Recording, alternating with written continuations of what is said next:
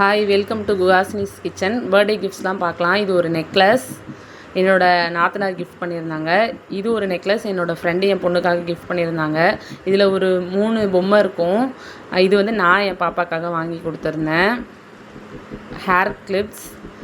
இந்த stationery item என் பொண்ணோட குட்டி அத்தை கிஃப்ட் பண்ணியிருந்தாங்க. Sketch, colour pencil, crayons, pencil box இருந்துச்சு அதில்.